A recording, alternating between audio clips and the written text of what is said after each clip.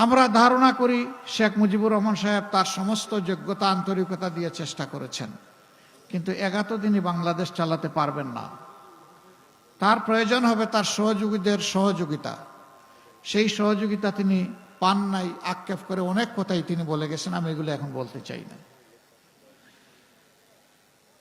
এরপরের পর্ব শুরু হলো।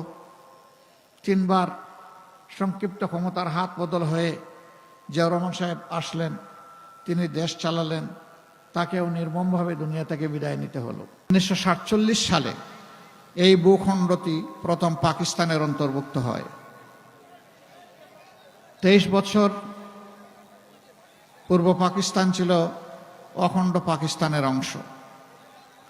সেই সময় পশ্চিম পাকিস্তান এবং পূর্ব পাকিস্তানের মধ্যে বিভিন্ন ক্ষেত্রে যে বৈষম্য এবং ব্যবধান তৈরি হয়েছিল, যে বঞ্চনা তৈরি হয়েছিল, তারই বিস্ফোরণ ঘটেছিল ৭০-এর নির্বাচনে।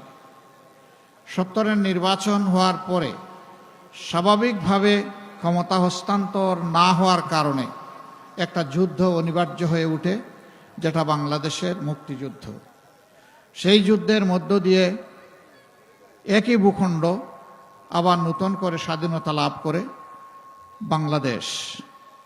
এই বাংলাদেশের জনগণকে বলা হয়েছিল, যদি আমরা নিজেদেরকে শাসন করার সুযোগ পাই, তাহলে আমরা এই দেশকে ইবনে বতুতা যে দেশ এসে দেখে গেছে সেই দেশে পরিণত করব। অর্থাৎ দেশটি হবে সুজলা সুফলা শস্য শ্যামলা, চতুর্দিকে মানুষ শান্তিতে বসবাস করবে, নিরাপত্তা এখানে শতভাগ নিশ্চিত হবে, মানুষ কাজ পাবে, উন্নয়নের অংশীদার হবে, সমাজের সব ক্ষেত্রে ইনসাফ প্রতিষ্ঠিত হবে, আর কোনো বৈষম্য থাকবে না। কিন্তু না, বাংলাদেশ হওয়ার পর ৪.৫ বছরের মতো আওয়ামী লীগ সুযোগ পেয়েছিল দেশটা শাসন করার। কি করেছে কি করে নাই, তখন যারা বিবেকবান ছিলেন, যারা জীবন্ত সাক্ষী ছিলেন, এখন যারা বেঁচে আছেন, তারা এটা ভালো করেই জানেন।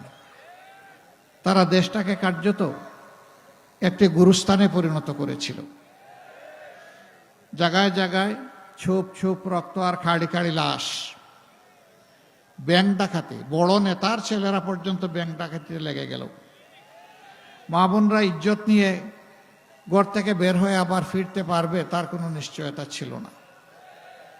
রিলিফ আসলো বিপন্ন বাংলাদেশের অসহায় মানুষের জন্যে, সেই রিলিফ বাংলাদেশ পর্যন্ত পৌঁছতে পারল না, তার আগেই বিক্রি হয়ে গেল। ৭৪-এর দুর্ভিক্ষে লক্ষ লক্ষ মানুষ মারা গেল, তাদের দাফন করার মতো সরকারের কোনো সময় ছিল না। জনগণ যেভাবে পেরেছে সেই বেওয়ারিশ লাশদেরকে দাফন করেছে। ঢাকায় আঞ্জুমানে মুফিদুল ইসলাম এই দায়িত্ব পালন করেছে। শুধু মুফিদুল ইসলামই কয়েক হাজার নয়, লক্ষ লাশ তারা দাফন করেছে। এমন একটি বাংলাদেশ তখন আমরা পেয়েছিলাম।